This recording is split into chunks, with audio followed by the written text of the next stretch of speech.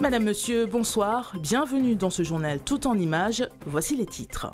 Des vacanciers martiniquais sur le carreau. Ils sont plusieurs à avoir réservé une croisière via une agence de voyage monégasque liquidée cette semaine. Les dossiers de réservation n'ont pas été bouclés auprès de leur compagnie maritime et leurs séjours ne sont pour l'heure pas assurés. Dans le Nord, une commune est en pleine dynamique de renouveau. Le Lorrain mène actuellement plusieurs projets qui visent à améliorer son attractivité. Un défi de taille dans un territoire à la fois rural et vieillissant. Après le couronnement de notre Miss France, Angélique Angarny-Philopon, vous êtes certainement impatient de découvrir qui pourrait être la prochaine candidate à représenter la Martinique à Miss France. Le rendez-vous est donné ce soir pour le dévoilement officiel des candidates à l'élection de Miss Martinique 2025. Nous vous en donnerons un aperçu dans ce journal. Audrey voit sa croisière tomber à l'eau. Un voyage prévu en décembre prochain, organisé par ses soins, avec une quarantaine de membres de sa famille. Mais il y a quelques jours, elle apprend que son agence de voyage Star Croisière a fait faillite. Depuis, elle navigue dans le brouillard. C'est beaucoup de colère et un peu de stress surtout, mais un peu de colère parce qu'on avait le conseiller qui nous répondait nuit et jour malgré le décalage horaire. Et depuis lundi, plus personne ne nous répond. Et voilà, être dans le flou comme ça, c'est très stressant, surtout qu'il y a des personnes du groupe qui avaient déjà soldé leur voyage. Donc, qu'est-ce que l'argent va devenir, on ne sait pas. Une mauvaise surprise pour cette mère de famille qui a déjà voyagé grâce à cette agence monégasque. Aujourd'hui, plusieurs milliers d'euros sont investis avec sa famille, des sommes peut-être à tout jamais englouties avec la liquidation judiciaire de l'agence de voyage partenaire de MSC. Ils ont rejoint un groupe de clients lésés. Ils se tournent désormais vers le croisiériste. On attend des réponses d'MSC. On a envoyé des mails ce matin pour demander comment ça va se passer. Est-ce que les versements qu'on avait déjà effectués seraient pris en compte et notre croisière maintenue, si on peut continuer à payer avec MSC. Donc moi, j'ai fait le mail ce matin. Je suis toujours en attente de la réponse d'MSC.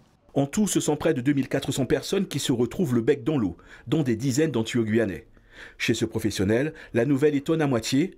Les tarifs affichés par sa croisière étaient trop avantageux et la compagnie monégasque n'appliquait pas les garanties exigées par l'agence de développement touristique Atout France.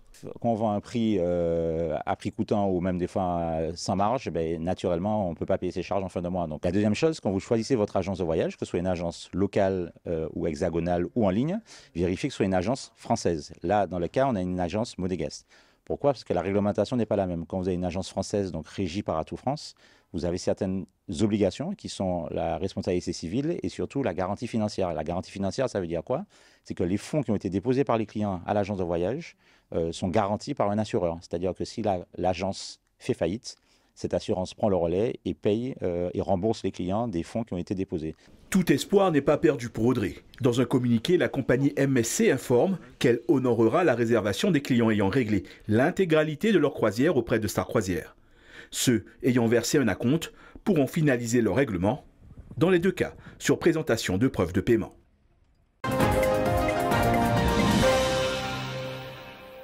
Un vent de renouveau souffle sur le Lorrain. La commune s'est donnée pour mission de valoriser davantage ses atouts. Parmi eux, le site de Crochemort. Un point de vue y sera implanté pour renforcer l'offre touristique. C'est un aménagement qui a plusieurs vocations. Qui a d'abord une vocation de faciliter le relogement des familles du quartier Crochemort, parce que c'est ça l'objectif que nous avons signé avec l'agence et avec les services de l'État. Et puis nous devons lui donner une seconde vie, parce qu'une fois que les habitants seront relogés, eh bien, ça deviendra un espace public où les personnes qui visitent le territoire pourront s'arrêter et profiter à la fois d'un cadre, d'un espace. Et je pense que tous ces éléments-là participent en fait au développement et au rayonnement de la ville. Un projet officiellement engagé ce matin en mairie lors d'une signature de convention. Comme pour une grande majorité des chantiers qui doivent émerger, la ville dispose d'un accompagnement financier de Cap-Nord. Nous sommes quand même un territoire touristique, un territoire à valoriser. Donc pour nous, il s'agit d'aménager ce territoire-là. Et je pense que Cap-Nord a pris le pari de le faire. Et c'est ainsi que nous l'avons fait sur un certain nombre de communes. Donc Saint-Pierre, très récemment Casse-Pilote. Et nous l'avons également fait pour le Trinité. Plusieurs chantiers sont actuellement conjointement menés par la municipalité qui souhaite donner une nouvelle dynamique à la commune. On est à peu près sur une estimation de l'ordre de à peu près 10 millions d'euros globalement, tous projets confondus, qui vont sortir très certainement avant l'année prochaine. Et puis il y en a d'autres qui continuent leur vie sur les études, sur la préparation de chantier. Non, on est au travail et je pense que la population, quand elle regarde un peu les chantiers qui sortent, voit tout le travail qui est fait. Qu'en pensent justement les premiers concernés? Nous avons interrogé les quelques rares habitants que nous avons croisés en pleine heure de déjeuner.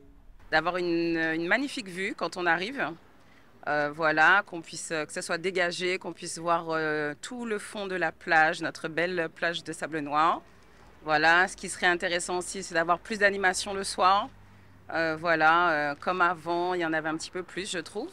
Et ce serait sympa pour les jeunes aussi, pour être en famille. Et puis, au niveau de la santé aussi, ce serait bien qu'on ait un centre médical sur le nord.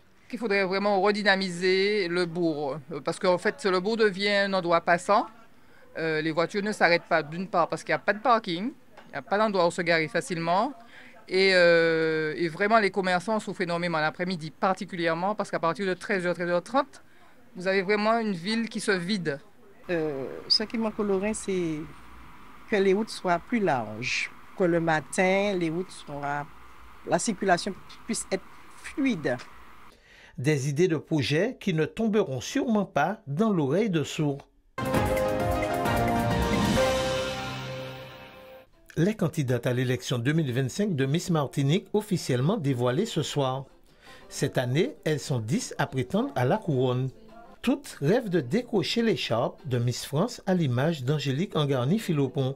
En exclusivité, nous avons suivi leur préparation avant la grande cérémonie de ce soir. Ça fait effectivement un mois que nos 10 prétendantes au titre de Miss Martinique 2025 se préparent pour ce grand moment. Elles ont suivi des cours lors de la Miss Martinique Academy et ce soir, elles seront officiellement présentées à nos partenaires et institutionnels qui seront présents à la soirée Corsair qui va se dérouler dans quelques minutes. Et puis, en exclusivité sur ATV, vous les avez déjà découverts hier, mais vous les verrez encore ce soir à l'issue de ce journal. Et vous pourrez justement découvrir les visages de ces 10 candidates. Et puis, à travers l'aventure qui va se dérouler à partir d'aujourd'hui sur nos réseaux sociaux, mais également sur ATV, à travers l'émission Miss Martinique Experience, vous pourrez découvrir leur personnalité, leur parcours et faire vos choix pour voter pour votre candidate favorite. Toute l'équipe est prête. Nous avons hâte de ce moment. Ça fait un mois qu'on les cache.